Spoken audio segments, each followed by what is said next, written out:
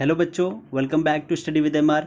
बच्चों, आज जो है ना हम पार्ट 2 करेंगे चैप्टर नंबर 3 का, जो कि है समकालीन विश्व में अमेरिकी वर्चस्व। ठीक है, ये 12th पॉलिटिकल साइंस का चैप्टर चल रहा है। ठीक है, तो इस पार्ट 2 के अंदर हम बेसिकली जानने की कोशिश करेंगे कि वर्चस्व का क्या अर्थ होता है। ठीक है, वर्चस्व के कौन कौन से आयाम होते हैं जिसके आधार पर वर्चस्व को स्थापित किया जाता है। ठीक है, और उन चीज़ों को भी जानेंगे कि कौन कौन से ऐसे अवरोध है जो कि अमेरिकी वर्चस्व के सामने आ रहे हैं। ठीक है, और अमेरिकी वर्चस्व से कैसे निपटा जाए, इसके बारे में भी जो है हम इस वीडियो के अंदर डिस्कस करेंगे। ठीक है, तो चलिए बिना देरी करे स्टार्ट करते हैं। तो आज का जो हमारा पहला टॉपिक है वो है कि वर्चस्व का अर्थ होता क्या है। ठीक है, वर्चस्व को इंग्लिश में हम जो है ना बेसिकली हेजेमनी के नाम से भी जानते हैं। ठीक है, हेजेमनी या फिर वर्चस्व का जो साधारणतः जो मतलब है वो यही है, बोलबाला या दादागिरी अपनी दिखाना। ठीक है, मान लीजिए कि किसी एरिया के अंदर यदि किसी व्यक्ति का दादागिरी है, मतलब उसकी चलती है ज़्यादा वहाँ पर, तो हम कह सकते हैं कि उस व्यक्ति का उस एरिया के अंदर जो है उसका वर्चस्व स्थापित है। या फिर आप दूसरे तरीके से भी समझ सकते हैं, जो कि ये रही कि दूसरे के व्यवहार को प्रभावित या नियंत्रित करने की क्षमता। ठीक है, जिससे कि हम उनसे अपना मनचाहा काम करा सके, उसी को जो है हम वर्चस्व कहेंगे। ठीक है, आई होप कि आपको जो है बेसिकली समझ आ गया होगा। तो चलिए अब चलते हैं कि वर्चस्व को स्थापित करने के जो 3 आयाम हैं उसके बारे में भी जरा हम डिस्कस कर लें।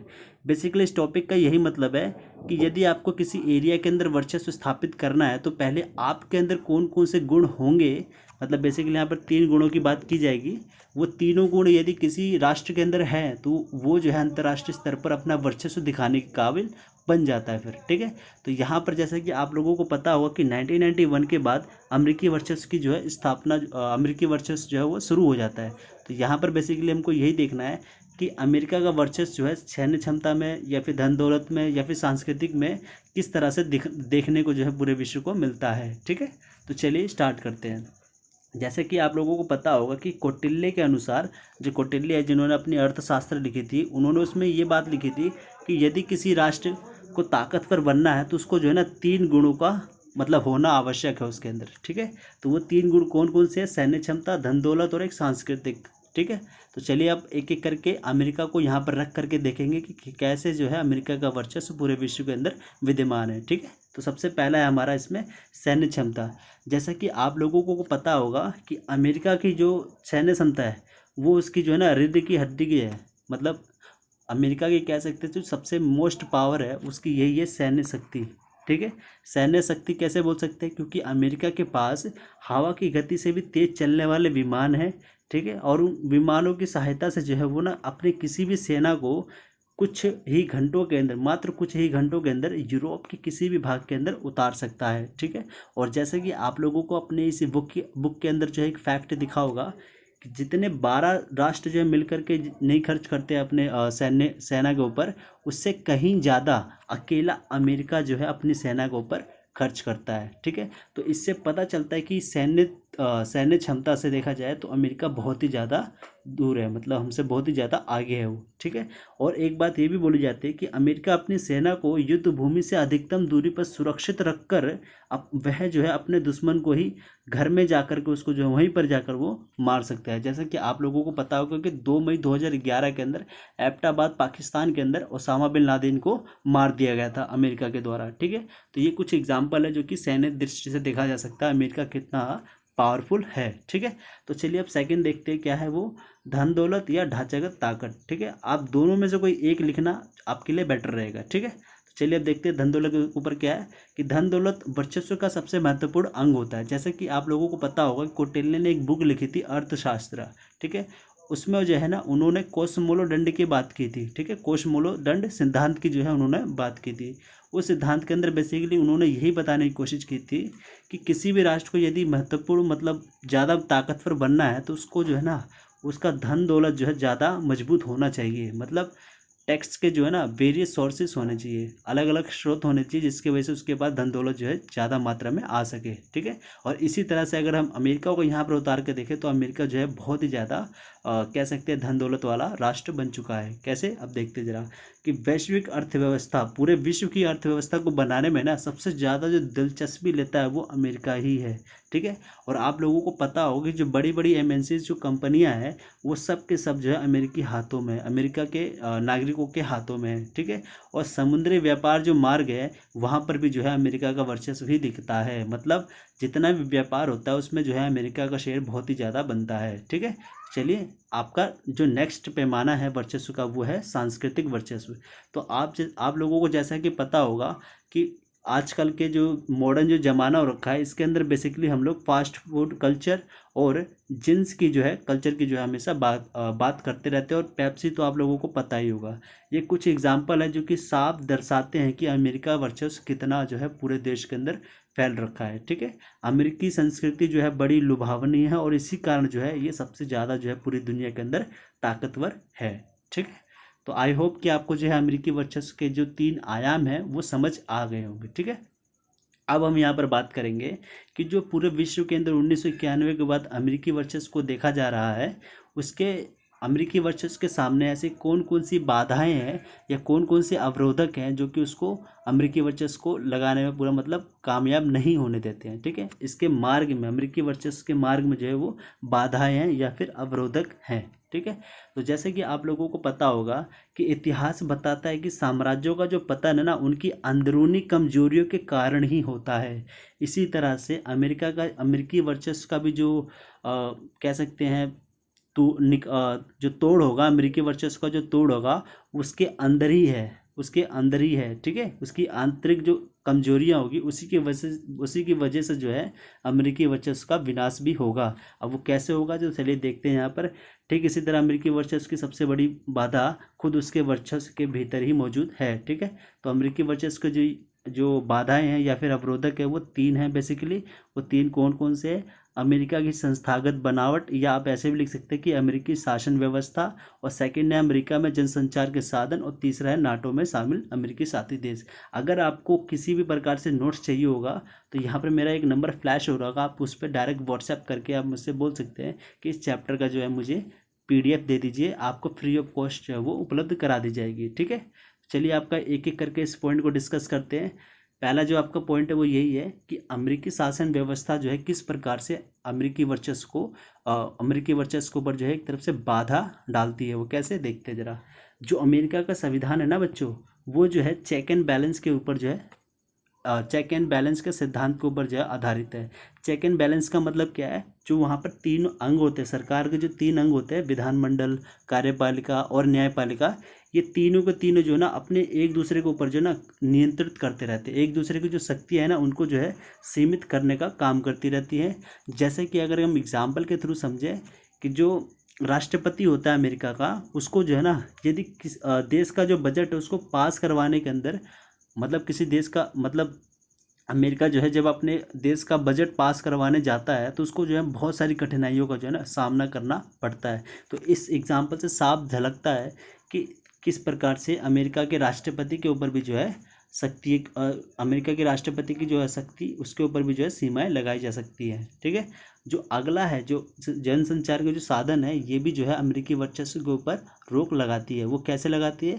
जैसा कि आप लोगों को पता होगा कि जो अमेरिका है वो एक स्वतंत्र समाज है। ठीक है, स्वतंत्र समाज के अंदर जो है जनसंचार के जो साधन है, जैसे टेलीविज़न हो गया, रेडियो हो गया, ठीक है, पत्र पत्रिकाएं हो गई, ठीक है, इन चीज़ों के ऊपर ना सरकार का कोई भी नियंत्रण नहीं है। ठीक है, और जब ये नियंत्रण नहीं है तो इससे क्या होता है कि नागरिकों को जो है ना सरकार की गतिविधियों का पल पर जो है खबर मिलता रहता है। ठीक है, तो इससे क्या होता है कि सरकार जो है ना कोई भी गलत काम करने से पहले 1000 बार सोचती है। ठीक है, और इसके अलावा अमेरिका के अंदर कुछ ऐसे गुट दबाव समूह भी हैं जो कि सरकारी निर्णयों को बदलने में बहुत ही ज़्यादा विशेष भूमिका निभाते हैं। अब यहाँ पर यदि आपको नहीं पता कि दबाव गुट क्या होते हैं, ये कुछ ऐसे गुट होते हैं जो कि सरकार को बिना सरकार में रहे कुछ प्रभावित कर देते हैं। मतलब इनके पास कुछ ऐसी शक्तियाँ होती हैं, जैसे फॉर एग्जांपल इंडस्ट्रियलिस्ट हैं, ठीक है, औद्योगिक जो मालिक होते हैं वो लोग होते हैं जो कि सरकार के निर्णयों को प्रभावित करने में बहुत ही महत्वपूर्ण भूमिका जो है निभाते हैं। ठीक है, तो ये भी जनसंचार के जो साधन है ये भी जो है अमेरिकी वर्चस्व के ऊपर बहुत ही बड़ा बाधक एक साबित होता है। ठीक है, अगला और सबसे मोस्ट इम्पोर्टेंट जो है अमेरिकी वर्चस्व को पक्का जो रोकेगा फ्यूचर के अंदर, वो ये है कि अमेरिका के नाटो में शामिल अमेरिकी के सदस्य देश। ठीक है, नाटो के अंदर जो देश शामिल है, जैसे कि आप लोगों को पता होगा कि नाटो की स्थापना जो है अप्रैल 1949 के अंदर हुई थी। ये बेसिकली जो है अमेरिका सोवियत संघ को क्या बोलते हैं, सोवियत संघ के विरोध में जो है यहाँ पर बनाई गई थी ये नाटो। ठीक है, तो इसके अंदर आपको पता होगा कि यदि एक पर अटैक होगा तो वो सबके ऊपर अटैक माना जाएगा, फिर हम सारे मिलकर के उसके ऊपर अटैक करेंगे। बेसिकली इसका मतलब यही था। ठीक है, तो यहाँ पर जो है ना नाटो के जो सदस्य हैं वो भी जो है ना अमेरिकी वर्चस्व के ऊपर सबसे महत्वपूर्ण जो है ना अवरोधक बनते हैं। यहाँ पर वो कैसे बनते हैं, अब जरा देखिए। अंतर्राष्ट्रीय व्यवस्था में आज सिर्फ एक ही संगठन है जो अमेरिकी ताकत पर लगाम कस सकता है, वो कौन है, नाटो। वो कैसे है अभी बताता हूँ आपको। जैसा कि आप लोगों को पता होगा कि नाटो का जो गठन है वो शीत युद्ध के दौरान हुआ था। ठीक है, और जब ये शीत युद्ध के दौरान हुआ था नाटो का गठन, तो उसने जो है ना उस समय पर अपने प्रभाव क्षेत्र के अंदर, मतलब नाटो ने अपने प्रभाव क्षेत्र के अंदर बहुत ही ज़्यादा बढ़ोतरी की थी। ठीक है, लेकिन परंतु शीत युद्ध के अंत के पश्चात नाटो का जो सदस्य हैं उन्होंने खुद की शक्तियां जो है बढ़ाना स्टार्ट कर दिया, क्योंकि शीत युद्ध जब अंत हो गया, सोवियत संघ जब विघटन हो गया, तो नाटो के पास कोई और काम बचा नहीं। तो इसलिए जो उसके सदस्य राष्ट्र हैं वो अपनी अपनी शक्तियां जो है बढ़ाने में लगे हुए हैं।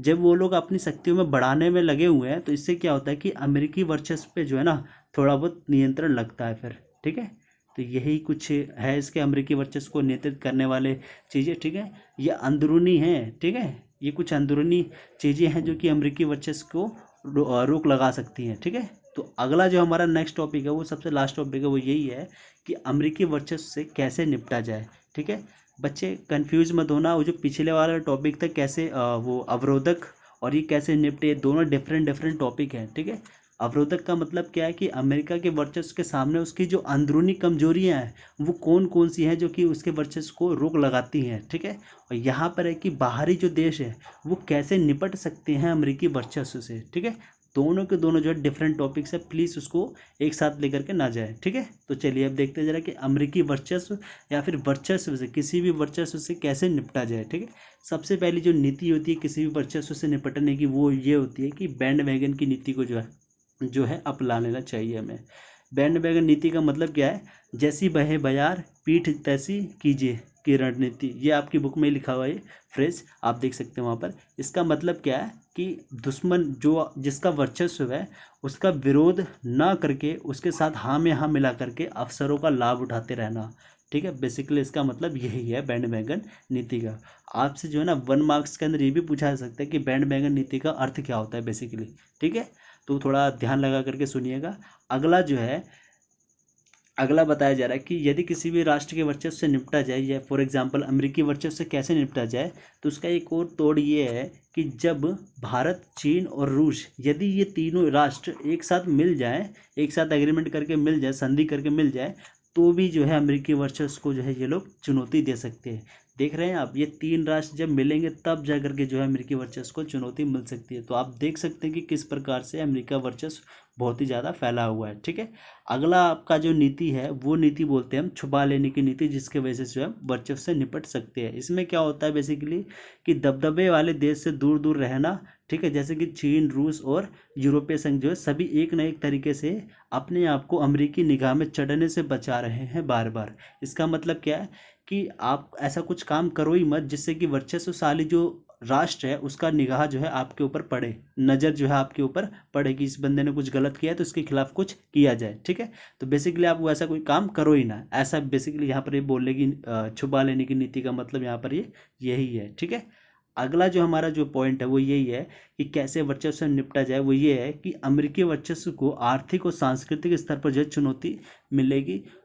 एक चीज़ आपको ये बता दें यहाँ पर कि सेना स्तर पर जो है ना, सैन्य दृष्टि से अगर देखा जाए तो अमेरिकी वर्चस्व को जो है चुनौती नहीं मिल पाएगी। क्यों? क्योंकि अमेरिका की जो सेना शक्ति है बहुत ही ज़्यादा कह सकते हैं एडवांस्ड है। ठीक है, मॉडर्नाइज्ड है, बहुत ही ज़्यादा अत्याधुनिक बोल सकते हैं हम। वो सेना है जिसको डिफीट करना बहुत ही ज़्यादा मुश्किल हो जाता है। ठीक है, तो यहाँ पर जो है अमेरिकी वर्चस्व को आर्थिक और सांस्कृतिक रूप से जो है चुनौती मिलेगी। यह जो चुनौती है ये स्वयंसेवी संगठन जिसको एनजीओ बोलते हैं उनकी तरफ से मिलेगी। ठीक है, सामाजिक आंदोलन की तरफ से होगा, मीडिया और बुद्धिजीवी जो है ना, बड़े बड़े जो फिलोसफर्स है उनके द्वारा ही जो है इस चुनौती को अमेरिकी वर्चस्व से चुनौती मिलेगी। ठीक है, तो ये जो है अमेरिकी वर्चस्व के प्रतिरोध के रूप में आगे आएंगे। ये कुछ जो ये जिनके मैंने अभी नाम गिनाया, जैसे कि ये स्वयंसेवी हो गए सारे, तो ये कुछ तरीके थे जिसके वजह से जो है अमेरिकी वर्चस्व से निपटा जा सकता है।